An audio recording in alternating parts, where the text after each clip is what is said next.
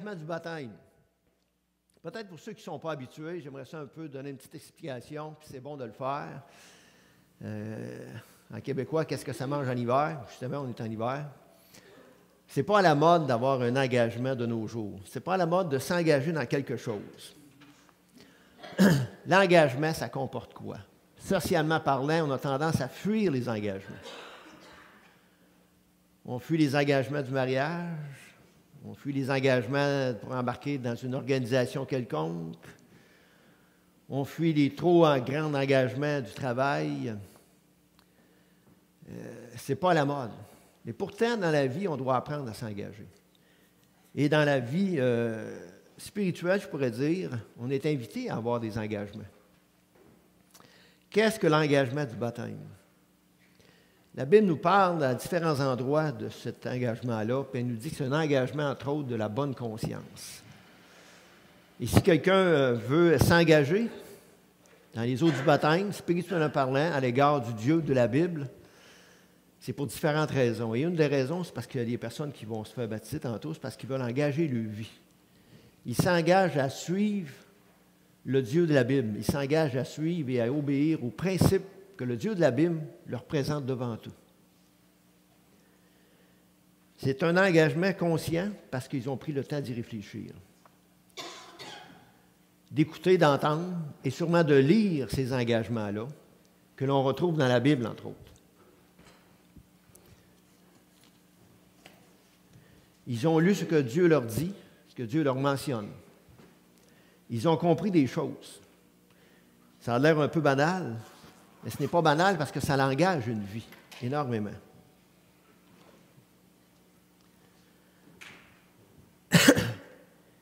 Ils ne font pas quelque chose parce qu'on leur demande de le faire. Ils ne font pas quelque chose parce que des gens autour d'eux l'ont fait ou vont le faire. Ils le font parce qu'ils ont choisi eux autres même de s'engager. Puis peut-être les personnes aussi que vous allez voir qui vont se faire baptiser, ce ne pas des personnes qui ont des fortes personnes extérieures, plutôt des gens un peu timides, gênés. Mais malgré tout, ils ont à cœur de s'engager avec ce Dieu de la Bible. Puis ils veulent le faire. Dans leur vie, ils veulent le faire publiquement. Ils veulent le faire, que ça ait un impact autour d'eux. Ce n'est pas la mode. Mais c'est quand même là, et c'est ce qu'ils veulent faire. Et je considère aussi que tous ceux qui sont dans la salle ici ou qui vont écouter l'enregistrement, j'aimerais ça que ça nous fasse réfléchir. Non seulement ceux qui se sont déjà fait baptiser comme moi, qui avons pris le temps de réfléchir et de choisir de se faire baptiser, de s'engager, de faire un pas dans cette direction-là, peu importe si on ne connaît pas l'avenir après. Et peut-être que d'autres dans la salle ont fait la même chose, de réfléchir à se rappeler de cet engagement-là. Est-ce qu'on est prêt à continuer cet engagement-là? Je pose souvent la question si on aurait à le refaire, est-ce qu'on le referait? Moi, personnellement, je peux dire oui. Je ne regrette pas d'avoir fait, même si j'ai passé des choses dures et difficiles. Mais l'engagement vaut le poids.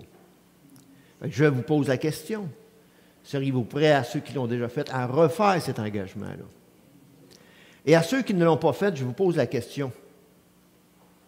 Seriez-vous prêts, comme ceux qui vont le faire, vous, à faire cet engagement-là avec le Dieu de la Bible? Et je pense que ça mérite réflexion. Comme j'ai dit au début, ce n'est pas à la mode de voir des gens qui vont s'engager pour suivre le Dieu de la Bible. Ce n'est pas à la mode de s'engager à travers les eaux du baptême quand on va le faire.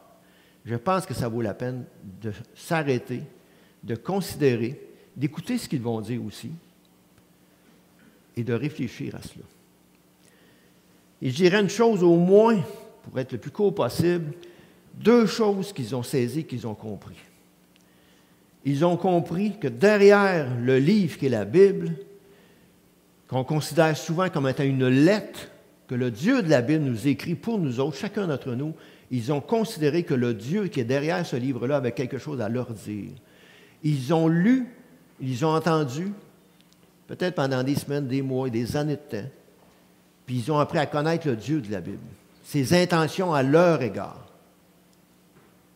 Ils ont considéré que ce n'était pas un maître despote, un maître qui veut les contrôler avec des mauvais buts, Bien au contraire.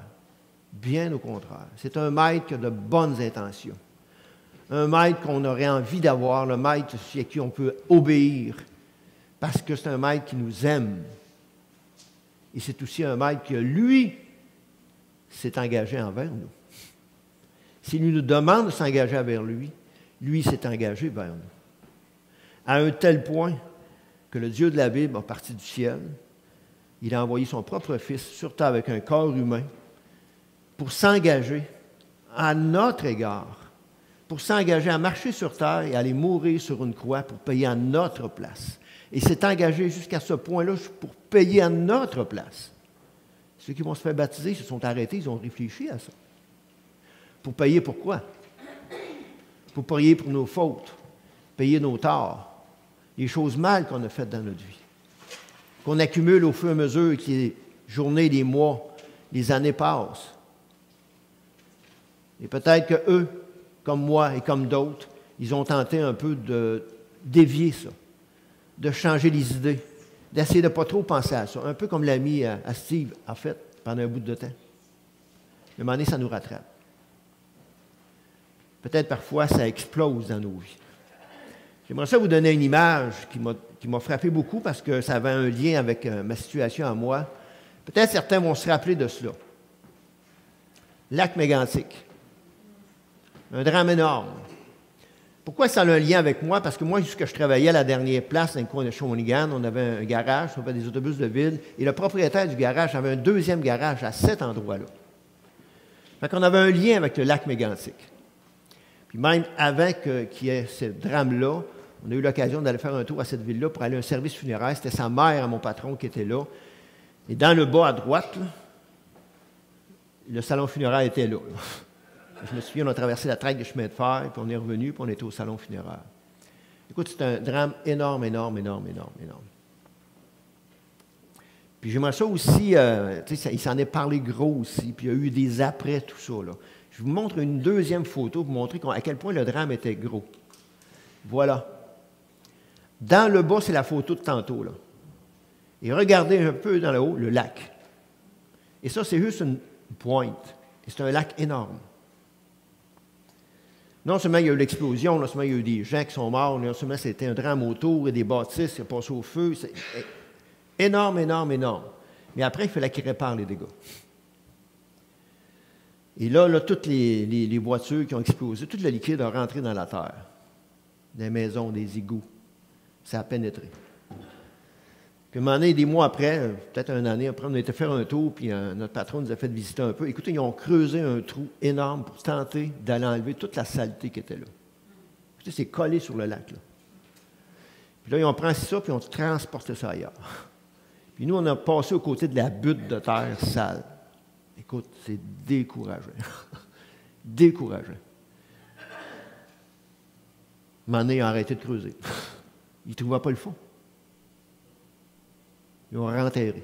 Écoute, ils sont creusés, le lac va se vider dans le trou, là. Ils sont collés dessus. Ils ont rabrié ça. Le lac Mégantic, cet endroit-là, cette petite ville-là, et tout autour du lac, l'observatoire du lac Mégantic qui est là, dans cette région-là. C'est une beauté. Écoute, j'aurais tendance à dire c'est le paradis sur terre. C'est vraiment un beau coin. Et il est arrivé ce drame-là. Non seulement ça l'a changé dans la vie des gens, mais ça l'a changé le décor. Je pourrais vous raconter des choses. Écoute, il y a un gros HLM qui est abattu au bord du lac, là, puis il avait commencé à être loué. Puis là, il y a la moitié des condos là, qui étaient là, qui ne se louent plus. Là. C'est fini, là. Ils vont peut-être faire faillite, là. Je vous montre ça tout simplement parce que parfois dans notre vie, Dieu, lorsqu'on lit la Bible, que Dieu nous parle, il y a deux réalités qu'on doit apprendre. La réalité sur Dieu et la réalité sur nous. Et ceux qui vont se faire baptiser, la réalité sur eux, ils l'ont appris. Ils l'ont vu, ils l'ont constaté. La Bible nous dit qu'on fait des choses mal dans la vie. La Bible dit qu'on est pécheur. La Bible dit qu'on est tellement pécheur qu'on ne peut pas avoir un contact avec Dieu. On ne peut pas aller rejoindre Dieu dans le ciel. On ne peut pas rentrer dans cet endroit-là parfait un jour. Donc, il doit se passer quelque chose. Ils ont essayé de réparer, là. Ça a coûté cher. Ça a coûté cher. Puis ils n'ont pas réussi à réparer tout neuf, là. Écoute, ils ont même rebâti la traque chemin de fer en plein milieu de la ville encore. Tu sais, c'est un plaster, là. Est-ce que dans nos vies, est-ce que peut-être ceux qui vont se faire baptiser, dans leur vie, ils ont essayé de mettre des plasters? Probablement. Mais ils ont compris la vraie solution. Et la vraie solution, c'est Dieu qui l'a eu. En envoyant son Fils, qui est mourir à notre place, pour payer pour les choses mal qu'on a faites. Les choses mal qu'eux, ils ont faites dans leur vie.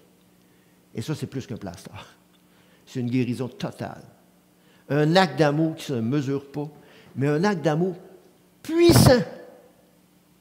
Si je devais comparer ça, là, non seulement ça coûterait cher tout réparer, là, mais ça prend de la puissance. Là. Écoutez, c'est la force, de l'huile de bras, des investissements, de l'énergie, de la persévérance. Et dans notre vie, c'est la même chose. Quelle est la puissance qui peut réparer les choses mal qui sont dans notre vie, qu'on accumule de jour en jour, de jour en jour? Qui peut s'occuper de ça? Qu'est-ce qui peut réparer ça? Jésus. Il est venu spécialement pour ça. C'est le rôle qu'il avait à faire. Et il l'a fait dans la vie de ceux qui vont passer par les eaux du baptême. C'est ça la solution qu'ils ont trouvée. Il est la solution aussi pour nous encore. Nous qui avons compris ce message-là, on se le rappelle. Et à cause de cela, un jour, on pourra aller rejoindre Dieu dans le lieu de gloire parfait. Parce que Jésus a payé à notre place, il réussit à nous purifier, puis il va nous rendre purs dans le transfert un jour pour rentrer là. Et c'est arrivé, cet événement-là, dans la vie de ceux qui vont se faire baptiser. Et tantôt, ils vont se faire baptiser, c'est juste un symbole. Juste un symbole, rien de mystique. Ce n'est pas à cause de ça qu'il va se passer un changement spirituel dans leur vie, mystiquement. Non, non, non, non, non, non. C'est juste un symbole pour dire que dans leur vie, il s'est passé quelque chose. Une croisée de chemin avec le Dieu de la Bible. Un contact, un transfert. Dieu a pris leur faute, il les a mis sur eux. Et il a pris la perfection de Jésus et l'a transféré sur eux. Ils sont justifiés. Ils veulent le témoigner par ce qu'ils vont dire, ils veulent le témoigner par les eaux du baptême, symbolique de ce qui s'est passé dans leur vie. Ils ont maintenant une nouvelle vie dans leur vie que Dieu leur a donnée. Et à cause de cela, ils vont pouvoir commencer à vivre selon Dieu, selon le Dieu de la Bible. Pas juste parce que c'est une religion, pas juste parce qu'ils vivaient d'une certaine façon. Non, non, maintenant, bon, je décide de vivre comme ça. Non, non, non. C'est parce que dans la croisée, là, ils ont croisé ce Dieu-là et ça a changé leur vie. Ils ont été percutés. Wow! Un Dieu qui nous aime à ce point-là, qui était prêt à s'engager pour moi, pour payer pour ça, pour mes fautes. Et il veut avoir une relation avec moi, il veut vivre avec moi, pour moi. Il mérite que je vive pour lui. C'est le meilleur maître que je ne peux pas avoir. Un maître qui m'aime à ce point-là. Et un jour, je veux être avec lui. C'est un peu cette image-là qui va se passer. N'oubliez pas, Dieu s'est engagé vers nous. Et ceux qui ne connaissent pas cet engagement-là, réfléchissez à cet engagement-là. Réfléchissez à ce qu'ils vont faire. Ça en vaut la peine. Ça a coûté un prix énorme. Et nous, il peut prendre soin de nous mieux que n'importe qui. Comme Steve le dit, mieux que nous-mêmes. Tant de fois, on fait des erreurs. Tant de fois, on va tout croche. Et notre vie ne ressemblera pas à ça. Notre vie ne ressemblera pas juste à un plaster. Non, non, non, non. Dieu peut changer, transformer au plus profond de nous autres. Il peut continuer cette transformation jusqu'à un jour à nous transformer et transporter vers le lieu parfait, qui est le ciel, la gloire que Dieu habite. Je fais ça court, et en cours, c'est ça. On fait un petit mot de prière, puis ensuite on passe à l'autre étape. D'accord, Simon? Merci, Seigneur, encore pour ton Fils que tu as envoyé. Merci, Seigneur, même si ça fait 2000 ans, qu'un jour on a entendu parler de lui. Et qu'un jour, Seigneur, tu nous as permis de pouvoir le chercher et de le trouver. Qu'il nous ait trouvé. Merci qu'on puisse avoir une relation avec lui. Merci de nous avoir pardonné, nous qui te connaissons. Merci d'avoir payé toute la facture. Sois avec ceux qui vont se faire baptiser, Seigneur, bénis-les. Prends soin, donne-leur l'état d'âme nécessaire, Seigneur, pour faire cet acte qu'ils vont faire tantôt. Malgré leur gêne, Seigneur. Malgré l'impression que ça va sur, aide-les, Seigneur. Et tous nous autres qui allons être là. Parle-nous et fais-nous réfléchir. Parce que ce matin, encore une fois, c'est toi qui veux parler. C'est toi qui s'exprime ce matin, à travers moi, à travers les chants, à travers ceux qui vont parler, qui vont se faire baptiser. Tu t'exprimes, Seigneur, et tu as des choses à dire. Le Dieu de l'univers, le Dieu sauveur, le Dieu à travers Jésus-Christ, aujourd'hui encore, tu veux parler. Ouvre les oreilles de nos cœurs. Dispose notre âme pour qu'on puisse t'écouter. Et on te le demande au nom de Jésus-Christ, celui qui est encore aujourd'hui le Sauveur et Seigneur. Amen.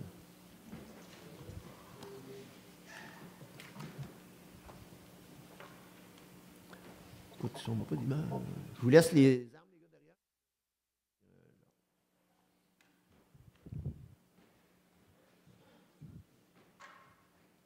Alors, j'inviterais Heidi, Dimitri et Jenny à venir ce soir ici. À tour de rôle, on va les faire parler un petit peu. Ils vont nous expliquer c'est quoi la base de leur décision qu'ils prennent aujourd'hui, pour qu'on puisse bien comprendre qu'est-ce qui est arrivé dans leur vie pour qu'ils puissent en venir à prendre cet engagement-là. Et pendant que Jenny et Dimitri s'en viennent, est-ce qu'il y en a qui se souviennent de la date qui s'est arrivée, l'année où c'est arrivé au lac Mégantic? Y en a-t-il qui se souviennent, dites-moi une année? 2013, quel mois? Juillet? Oui. Vous vous en souvenez pourquoi? Oui. Une journée piscine, ça faisait super beau. C'est arrivé genre la veille. Okay. J'avais mes petits jumeaux qui étaient bébés, qui avaient 1 an. OK. Je m'en rappelle. C'est pour ça que tu t'en souviens. Moi, je m'en souviens parce que c'est à ce moment-là que j'ai crié à Dieu. Dans mon cœur, là, c'était comme ça exactement. Puis c'est à ce moment-là que j'ai crié à Dieu. Puis moi, les nouvelles, ça me dérangeait plus tellement. J'étais déconnecté. J'étais viré de bord. Comme un peu ce qui s'est passé là-bas. Même si c'est bien moins pire dans ma vie, on va dire. Mais pour moi, qui vis avec moi-même, c'était la pire tragédie qu'il n'y avait pas. Puis c'est là que j'ai crié à Dieu, sans savoir qui était et qui s'est manifesté. C'est pour ça que je m'en souviens que c'était au mois de juillet 2013. Alors, j'inviterai Jenny à venir nous... excusez, pas Jenny, excuse-moi. On va commencer par Heidi, à venir nous expliquer pourquoi elle prend son engagement aujourd'hui. Allô tout le monde.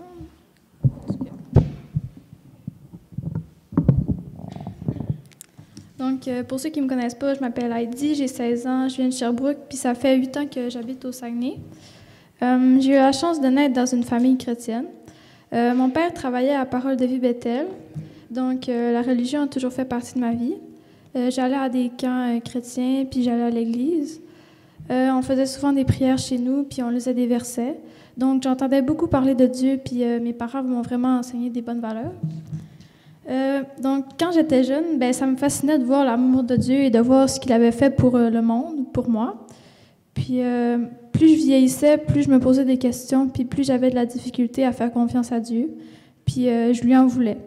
Parce que ça me frustrait de ne pas tout comprendre. Puis, j'ai commencé à faire de l'anxiété en secondaire 1. J'avais peur de la mort. J'avais peur de perdre les gens que j'aime. Puis, c'était rendu que je voulais plus sortir de chez moi. Puis, je voulais même plus aller à l'église. J'ai beaucoup prié Dieu, puis je m'en suis finalement sortie grâce à lui. Mais malheureusement, je me suis éloignée de lui une fois que tout allait mieux. Ça me frustrait de ne pas tout comprendre quand je lisais ma Bible. Puis, alors, j'essayais plus. Puis, un dimanche, j'étais en haut avec mon grand-papa. C'est lui qui nous enseignait.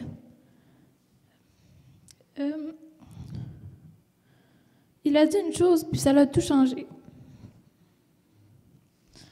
Dieu a utilisé mon grand-papa pour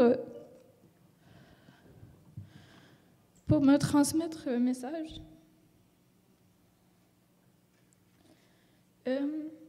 Il a dit, tu n'as pas besoin de tout comprendre. Comment est-ce que tu pourrais comprendre tout? Parce que Dieu est parfait, puis nous, on ne l'est pas. Ça m'a vraiment soulagée. Puis c'est là que j'ai compris et que j'ai accepté Dieu dans ma vie.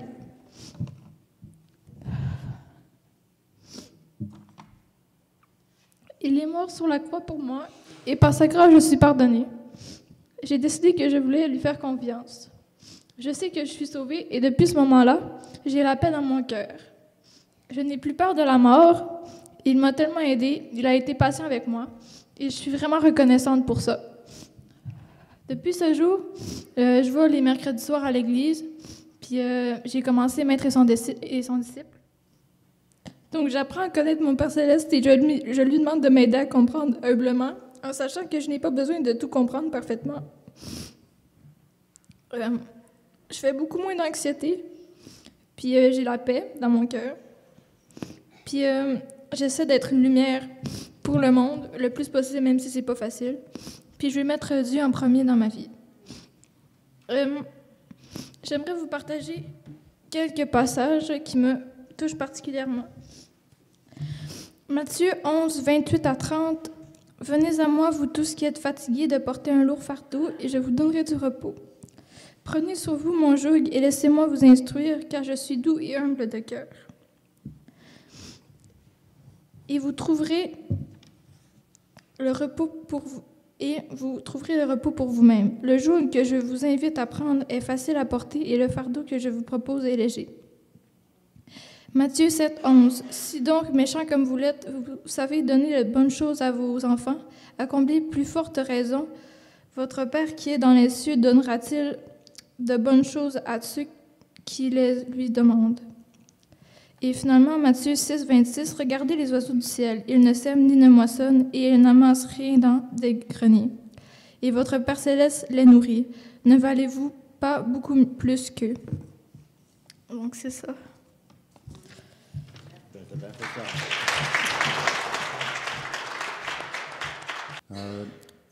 On va les passer, on va faire parler les gens un à tour de rôle. Après ça, on va les baptiser un à tour de rôle.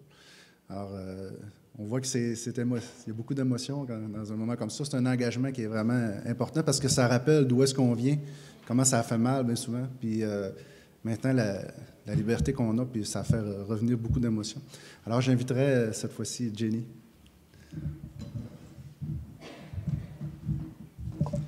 Bonjour à tous. Je vais me présenter un peu. Mon nom est Jenny Borgelin, originaire d'Haïti. Dimitri et moi, nous sommes mariés en 2016 et nous avons choisi le Québec comme pays adoptif. Née d'une famille chrétienne, c'était une obligation de suivre nos parents à l'église, mais ma maman prenait le chemin de l'église baptiste, puis mon papa était catholique. Mais j'étais toujours de côté de ma maman parce que les statues me faisaient peur un peu, je n'aimais pas ça. Puis c'était ainsi, à l'âge de 9 ans, mes parents se sont séparés. Ma mère est allée vivre en République dominicaine. Puis nous étions 3 à rester avec mon papa. Là, je cessais d'aller à l'église parce que j'avais personne pour m'emmener à l'église. J'ai parlé à une voisine à côté quelques mois plus tard pour qu'elle puisse m'accompagner à son église. Dans notre culture, les cultes du dimanche, à tous les cultes du dimanche, le prédicateur nous fait un petit rappel d'accepter le Seigneur Jésus comme son sauveur. Mais j'étais rebelle un peu et j'avais eu peur de prendre une telle décision à tous les dimanches. Un dimanche, la veille de Noël, 7 heures environ, on a eu un accident. Un camion venait de notre direction sans contrôle. J'ai juste entendu cette phrase de ma grande sœur qui était juste à côté de nous. Puis il a dit « Papa, le camion vient vers nous ». Puis 2 minutes après, j'ai entendu que des cris, une foule sur le trottoir. Je n'avais pas vu mon père. C'est les inconnus qui nous parlaient, qui nous a sortis de la voiture. Et peu de temps après, mon papa apparaît et nous explique qu'on était les premiers à être frappés par le camion et qu'ils sont en vie. Le camion a écrasé 3 autres voitures, dont un couple de jeunes mariés morts, une camionnette de transport public, puis une dizaine de personnes. Je commençais à me culpabiliser, disant à 7 heures, je devrais être à l'église. Mais j'ai repris confiance, tout est grâce. Dieu nous a sauvés. Avec Dieu, il n'y a pas de hasard. Tous nos jours sont comptés. Arrivé De retour chez moi, la voisine nous a parlé un peu, puis elle m'a rappelé si je ne suis pas toujours intéressée à accepter le Seigneur Jésus comme mon sauveur. C'était une bonne question, cause j'avais toujours peur de l'accepter et d'abandonner par la suite. J'avais trop peur de Dieu. J'ai répondu, je vais attendre le bon moment, tant que je sois un peu plus mature. Puis elle a dit, il n'y a pas de bon moment, il n'y a pas d'âge. Mais j'avais 13 ans à cette époque-là. Le dimanche suivant l'accident, arrivé à l'église, le prédicateur discutait du retour de Jésus. Puis il a dit que ça n'a ni date, ni heure, ni jour. C'était tellement profond que je me suis levée pour accepter le Seigneur Jésus. Après, j'ai commencé à aimer, après d'avoir accepté Jésus, je commençais à aimer la parole de Dieu. Je faisais de la Bible mon livre d'histoire. J'ai soudainement changé d'attitude à l'école, avec mes proches aussi. Je partageais tout ce que j'apprenais à l'église avec mes proches. J'ai plus peur de la mort, car il est écrit « La mort pour les enfants de Dieu est un gain ». Puis j'ai plus d'angoisse. Puis je me sens un peu léger, j'étais plein de péchés, puis je me sens un grand changement de ma vie. Mais pour moi, chaque jour devrait être un témoignage. C'était vraiment un miracle de se réveiller. C'est vraiment un miracle de se réveiller, d'être en vie et en bonne santé. Je remets tout au Seigneur Jésus, et ce, aveuglement. Je vais partager les versets qui m'ont plus marqué et qui ont enlevé toutes mes inquiétudes et qui me rassurent dans cette vie. C'est dans le psaume 139, du verset 1 à 14. « Éternel, tu me sondes et tu me connais. Tu sais quand je m'assis et quand je me lève. Tu pénètres de loin ma pensée. Tu sais quand je marche et quand je me couche et tu pénètres toutes mes voies. Car la parole n'est pas sur ma langue, que déjà, ô Éternel, tu la connais entièrement. Tu m'entoures par derrière et par devant et tu mets ta main sur moi. Une science aussi merveilleuse est au-dessus de ma portée. Il est trop élevé pour que je puisse la saisir. Où irai-je loin de ton esprit et où fuirai-je loin de ta face? Si je monte aux cieux, tu y es. Si je me couche au séjour des morts, t'y voilà. Si je prends les ailes de l'aurore et que j'aille habiter à l'extrémité de la mer, là aussi ta main me conduira et ta droite me saisira. Si je dis au moins les ténèbres me couvriront, la nuit devient lumière autour de moi. Mais même les ténèbres ne sont pas obscures pour toi. La nuit brille comme le jour et les ténèbres comme la lumière. C'est toi qui as formé mes reins, qui m'as tissé dans le sein de ma mère. Je te loue de ce que je suis une créature si merveilleuse. Tes œuvres sont admirables et mon âme le reconnaît bien. Je vais vous laisser avec cette phrase. Lorsque tu marches selon les principes de Dieu, tu n'as pas de miracle, ta vie devient un miracle. Merci.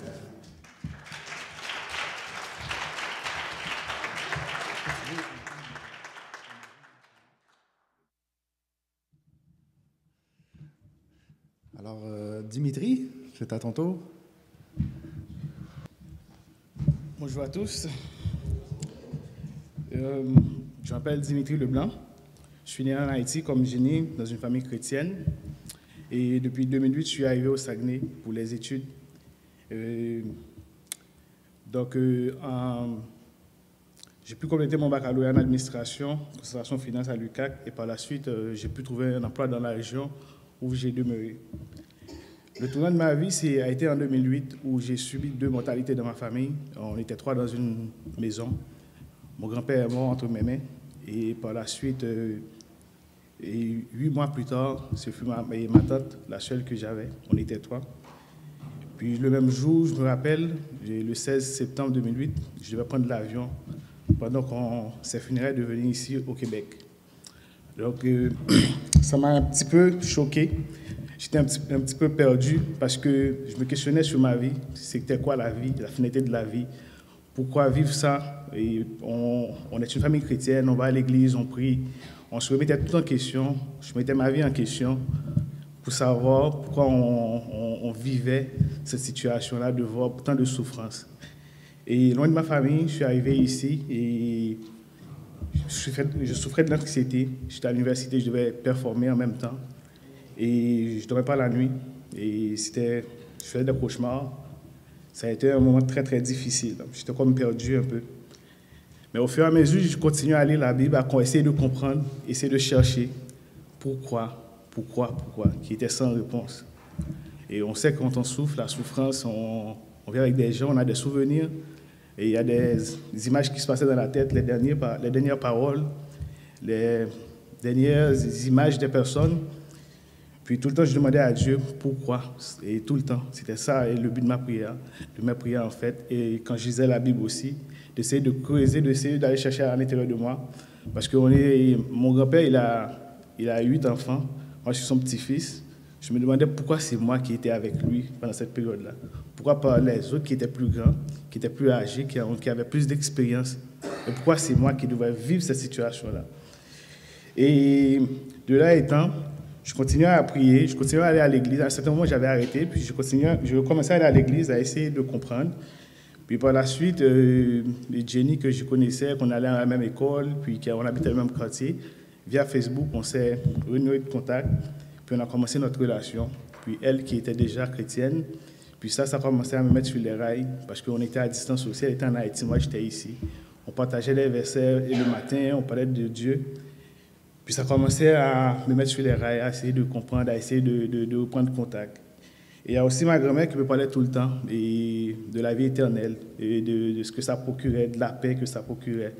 Puis elle me disait tout le temps que ce serait l'une des choses qu'elle aimerait, ce serait que quand elle serait morte, qu'on soit ensemble, tout et tout. Puis ça me donnait de l'espérance, ça me faisait voir au-delà de ce que je vivais.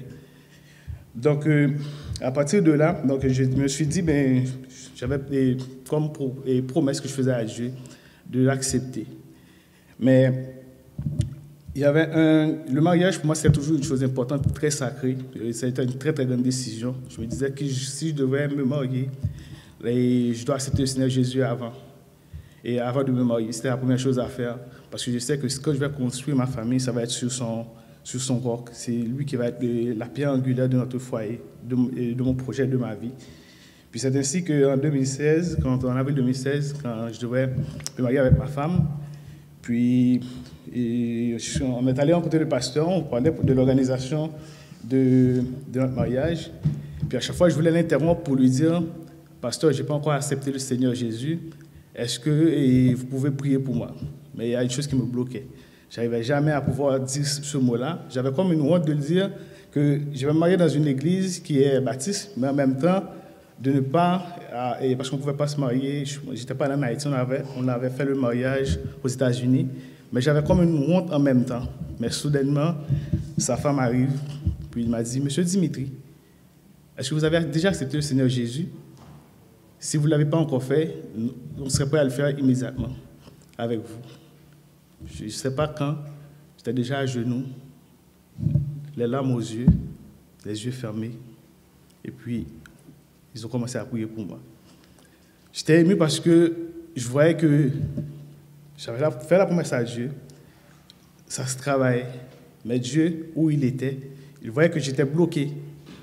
Il a passé par une autre personne pour que son œuvre puisse accomplir dans ma vie. Puis lui seul sait comment je serais malheureux si je serais marié, puis je ne serais pas capable d'arriver à pouvoir accomplir ma promesse envers lui. Donc ça a été une chose pour voir que Dieu travaillait dans ma vie. En acceptant, j'étais soulagé. Moi qui avais beaucoup de colère et beaucoup de choses avaient changé dans ma vie. J'étais orgueilleux, j'avais beaucoup de colère, pas de patience, tout et tout. Soudainement, j'étais devenu quelqu'un qui était plus calme, qui était plus humble, qui lisait toujours au niveau de Proverbes, au niveau de Jérémie, pour essayer d'aller chercher plus de sagesse, Isaïe, pour essayer de comprendre. Puis j'étais devenu de plus en plus. Puis les gens me disaient, et toi, tu es calme, tu es toujours calme. Les gens me disaient tout le temps ça. Mais c'est un long processus, c'est un long travail que Dieu a fait à travers de lui, à travers de moi-même. Et j'ai accepté comme mon sauveur personnel. Et depuis lors, on l'a mis au centre de notre foyer. On prie toujours. Je lui dis toujours que le Seigneur Jésus, c'est notre ciment, le ciment de notre foyer. C'est lui, c'est la pierre angulaire, c'est sur lui qu'on baptise tout ce qu'on fait. Et tout ce que j'accomplissais dans ma vie, je pensais que c'était grâce à moi, que c'était mes forces, c'était tout. Mais en acceptant le Seigneur Jésus, je voyais que j'étais simple qu'un instrument, comme une guitare, comme un piano. Donc, lui, il jouait sa partition. Parfois, je voulais faire des affaires, je voulais faire des choses, je faisais à moi-même, à ma tête avant, mais à chaque fois, je retournais à la case de départ parce que ce n'était pas son plan. C'était mon plan que je voulais exécuter.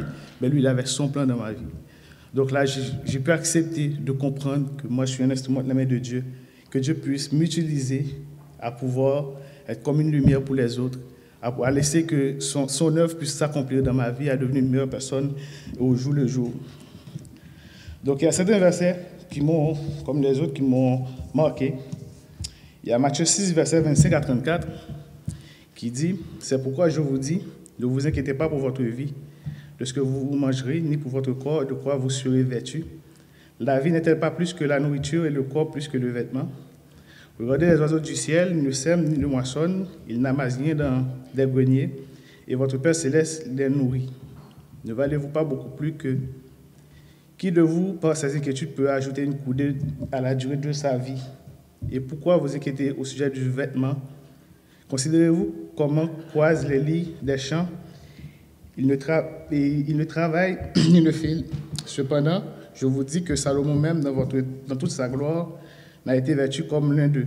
Si Dieu revêt ainsi l'herbe des champs qui existe aujourd'hui et qui demain sera jetée au four, ne vous vêtira pas à plus forte raison. Gens de peu de foi.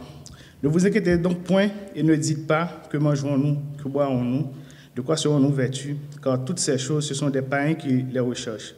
Votre Père céleste sait que vous en avez besoin. Cherchez premièrement le royaume et la justice de Dieu, et toutes ces choses vous seront données par-dessus. Ne vous inquiétez donc pas du lendemain, car le lendemain aura soin de lui-même. À chaque jour suffit sa peine. Donc si on peut voir ce qui se passe dans le monde actuellement, depuis le début de l'année, au niveau des actualités, on n'a rien qui est de positif. On est passé de l'escalade entre l'Iran et les États-Unis, proche d'une troisième guerre mondiale. Actuellement, c'est le coronavirus. Donc tout le monde est paniqué. Mais si on se réfère à ça, chaque fois que je lis ce message-là, ça m'apaise pour dire que rien ne dépend de moi, mais tout dépend de Dieu. Et si je crois en lui, il va prendre soin de moi. Il y a aussi Hébreux 12, versets 4 à 11, qui dit « Vous n'avez pas encore résisté jusqu'au sang en luttant contre le péché, et vous avez oublié l'exhortation qui vous est adressée comme à des fils. Mon fils, ne méprise pas le châtiment du Seigneur, et ne perds pas courage lorsqu'il te reprend.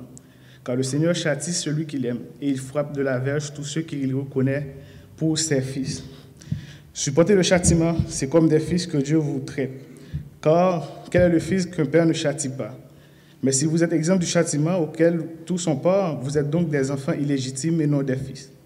D'ailleurs, puisque nos pères, selon la chair, nous ont châtiés et que nous les avons respectés, ne devons-nous pas, à bien plus forte raison, nous soumettre au Père des esprits pour avoir la vie? Nos pères nous châtiaient pour peu de jours, comme ils le trouvaient bon. Mais Dieu nous châtie pour notre bien, afin que nous participions à la sainteté.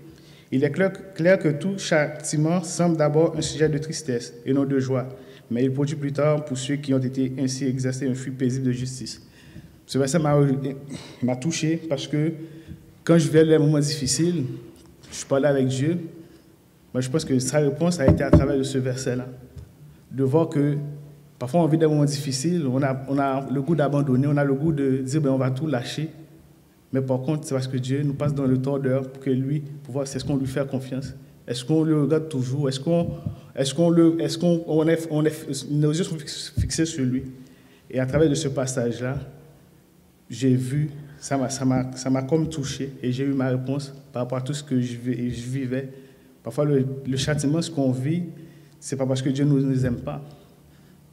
Parce que Dieu, il sait que nous sommes ses enfants. Il veut nous amener à lui, il veut nous mettre dans une position. Je peux vous dire, à partir de cette expérience difficile, ma vie a changé. Je suis devenu une meilleure personne, je comprends mieux la douleur des autres, je suis devenu plus sympathique par rapport aux autres personnes. Et le dernier, Éphésiens 4, versets 1 à 6. Je vous exhorte donc, moi le prisonnier dans le Seigneur, à marcher d'une manière digne de la vocation qui vous a été adressée, en toute humilité et douceur, avec patience, vous supportant les uns les autres avec charité, vous en efforçant de conserver l'unité de l'esprit pour le bien de la paix. Il y a un seul corps, un seul esprit, comme aussi vous avez été appelés à une seule espérance par votre vocation. Il y a un seul Seigneur, une seule foi, un seul baptême, un seul Dieu et Père de tous, qui est au-dessus de tous et parmi tous et en tous. Donc, ce verset et faire comprendre qu'il y a un seul Dieu, une seule espérance. Donc, c'est en lui que je crois. Et aujourd'hui, je peux poser un acte de foi, encore une fois. Avant mon mariage, c'était le baptême. Aujourd'hui, ma femme, on vient d'avoir un enfant.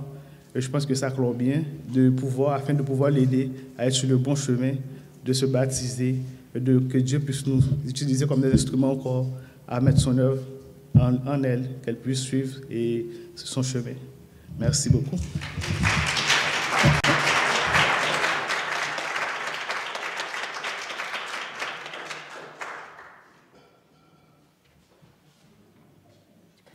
Ils m'ont assuré que je ne me ferais pas électrocuter. C'est inquiétant. Alors, Heidi, on a entendu ton témoignage. Et tu as fait profession de foi sur la personne de Jésus-Christ. Et tu as cru. Tu as cru à sa mort, tu as cru à sa résurrection. C'est merveilleux, puis moi, ça me touche énormément. Et sous ta proclamation de foi, ma belle petite fille, je veux te baptiser au nom du Père, du Fils et du Saint-Esprit.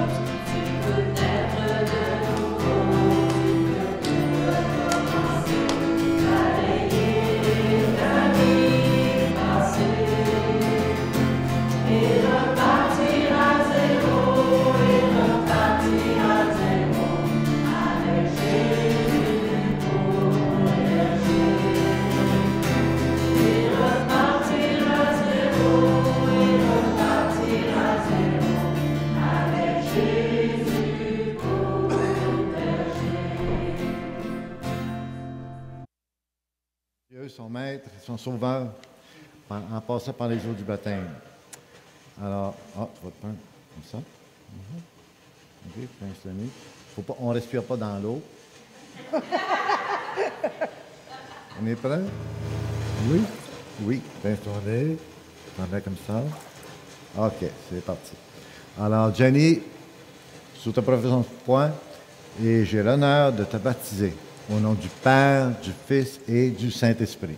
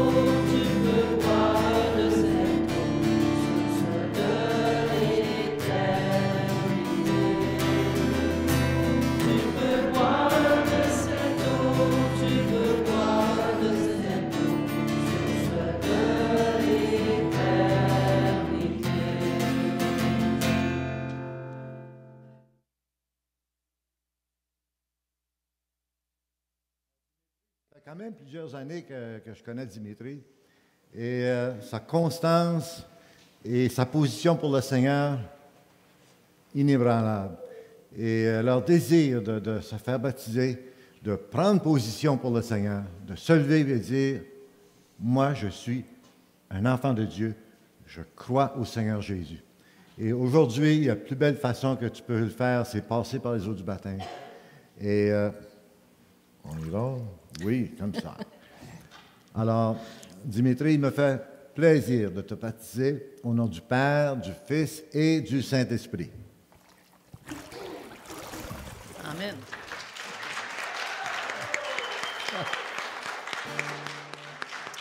Le dernier couplet, on va chanter, on peut se lever.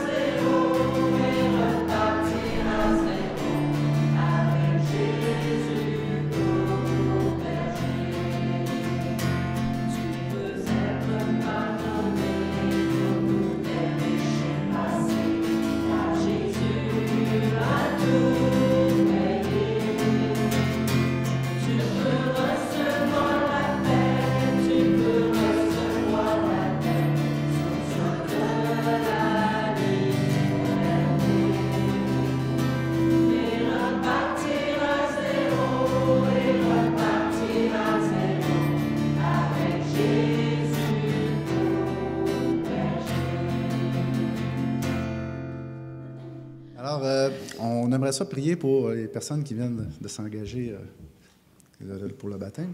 Alors, on vous inviterait à venir avec Paul aussi. Paul, tu peux venir. On lui demande de se lever. Avec René aussi.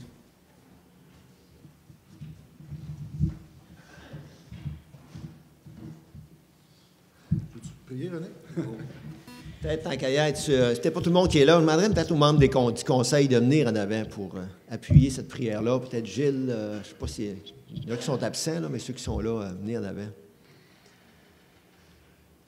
Et je sais que, sauf erreur, Doris, je crois que Michel est à l'écoute. Je crois que oui. Peut-être, premièrement, j'aimerais ça vous remercier d'avoir laissé Dieu travailler dans votre vie.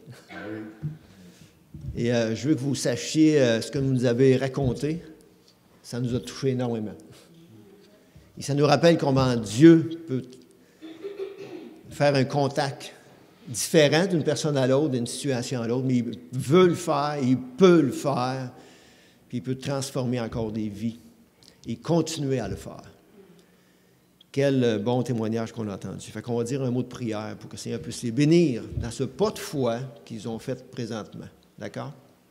On s'associe ensemble et on prie. Merci, Seigneur, encore pour ce que tu as fait dans leur vie. Heidi, Jenny, ainsi que Dimitri. Seigneur, on te demande de maintenant bénir ce pas de foi qu'ils ont fait. De les protéger, de les garder et de continuer cette transformation dans leur vie. Les diriger, Seigneur, un pas à la fois. Et on te demande vraiment de bénir cette petite fille qui est venue au monde il n'y a pas si longtemps. Et de diriger les parents qui vont en prendre soin. Seigneur, une âme a une valeur énorme à tes yeux. Et ensemble, on veut s'associer, Seigneur, comme famille spirituelle, pour que tu puisses les accompagner. Permets-nous, Seigneur, dans la mesure du possible, qu'on puisse les aider, les soutenir. Ils viennent de nous exhorter, Seigneur, et on voudrait que tu nous apprennes à le faire aussi dans leur vie. Ils nous ont édifiés. Apprends-nous à le faire aussi réciproquement. Merci encore, Seigneur, que tu peux te manifester ici bas sur terre pour ces âmes humaines qui sont si chères à tes yeux. On te prie de prendre soin d'eux, de les entourer. On les remet entre tes mains. Et utilise-les aussi, Seigneur. Manifeste ta vie à travers leur vie. Et c'est au nom de Jésus-Christ. celui qui est devenu leur sauveur et qui est maintenant le Seigneur de leur vie. Ils méritent de l'être. Au nom de Jésus-Christ. Amen.